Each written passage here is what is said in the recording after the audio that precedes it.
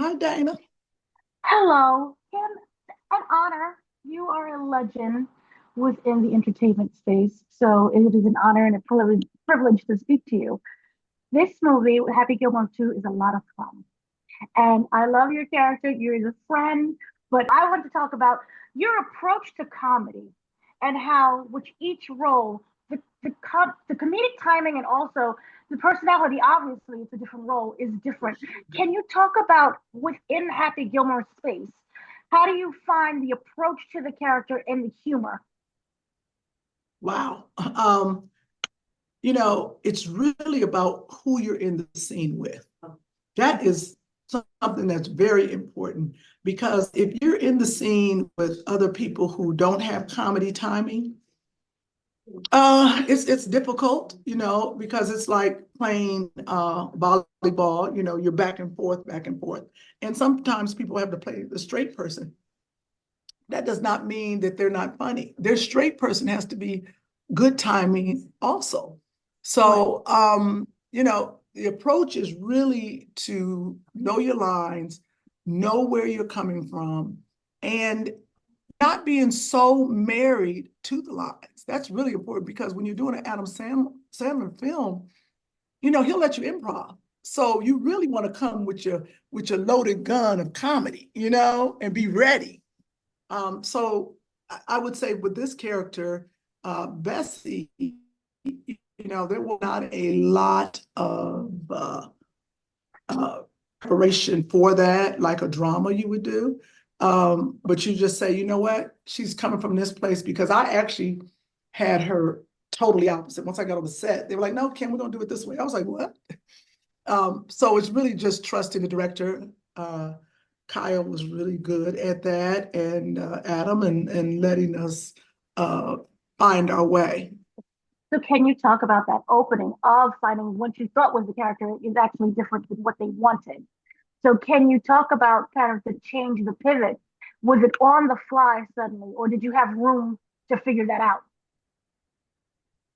Um, a little bit on the fly. Mhm.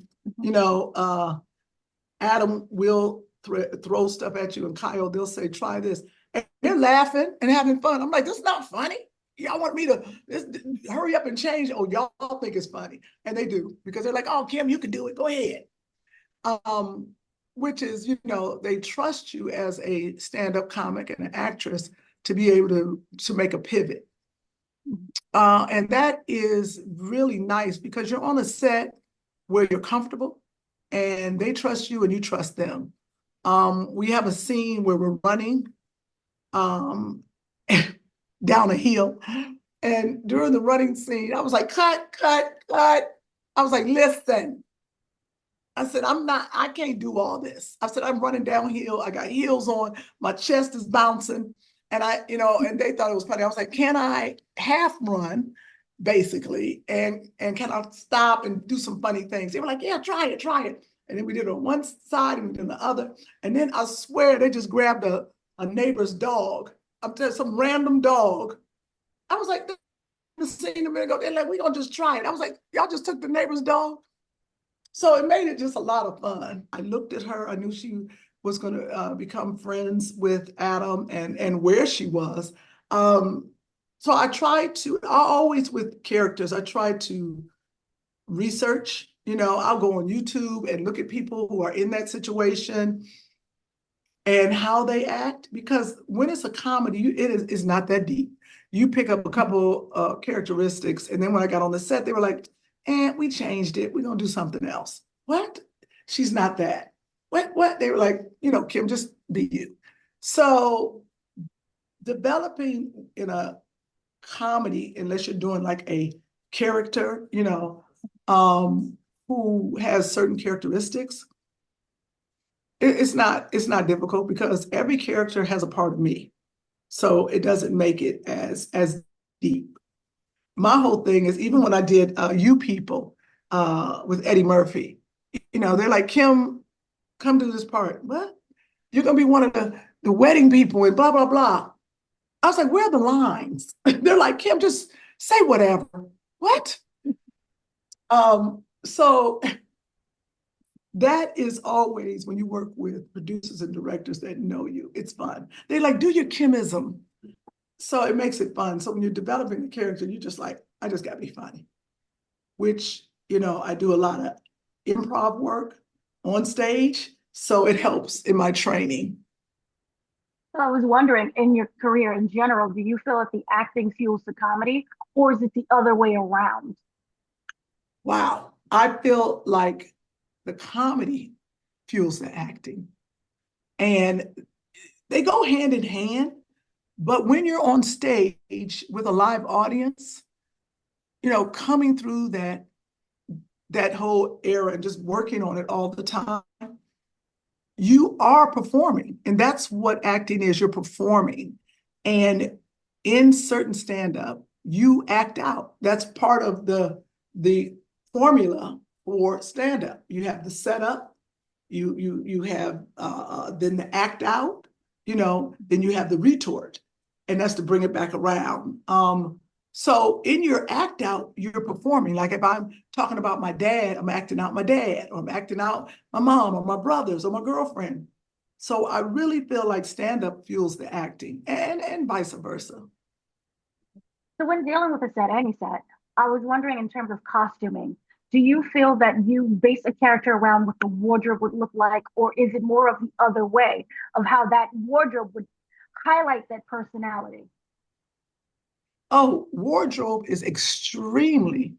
You know what I'm mad about? I sure wish you was interviewing last week and the week before, so I could have had this practice before I did all these interviews. These are some great questions because when they asked me these things, I was like, "Huh? Wait, what?" I wasn't ready. They didn't ask these kind of. You got some great questions. But see, this would have prepared me for the interviews. Um, So I would say what's really important people don't understand is that wardrobe goes hand in hand with the character. But when you're a young actor, you don't understand that because you let them put you in anything. And if you don't feel the character, like when I did Curb Your Enthusiasm, they knew good and well I was going to be a prostitute. And maybe they put me in some horrible prostitute, which was good, but horrible. I was like, oh my God, I'm a real prostitute. But it went with the character. If I had been fully dressed, it wouldn't have made sense. And that's what people have to understand. And with Happy Gilmore too, they had choices and they always say, do you like this? Do you feel comfortable in this? And I was like, oh yeah, well, let's, maybe we should do this. Let's throw a head wrap on. Let's do this and that.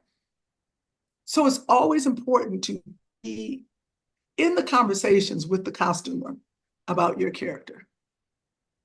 And was there at any time, just in general, when you're surrounded by comedians, is there any time when you're trying to one up each other? Or is it more of just bouncing jokes and ideas back and forth? On stage or in a film? In both. Ooh.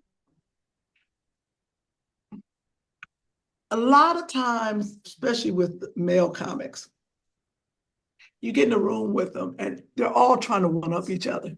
You don't see female comics doing that. We just don't do that. We're gonna be funny in our own right, but we don't try to one up each other. Male comics do.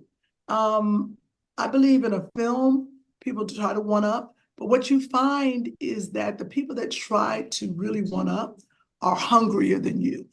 They have not shined in this industry yet, so they're really like overpowering. When you find the best duo is when one comic leaves room for the other comic to shine and vice versa.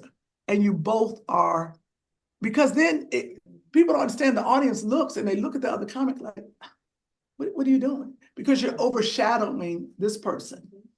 Give them you got to have a volley back and forth, but you have to learn. It takes a minute. You have to learn that in the game, and you have to work to know that. Sometimes when you get a shot, just jump in. Comics will just jump in, and they don't understand the formula.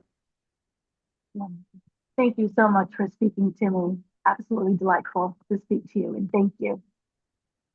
Thank you so much. And I just want to make sure everyone follows me on my social media, Kym with a Y, Whitley across the board, and to subscribe to Two Funny Mamas, my podcast with Sherry Shepherd.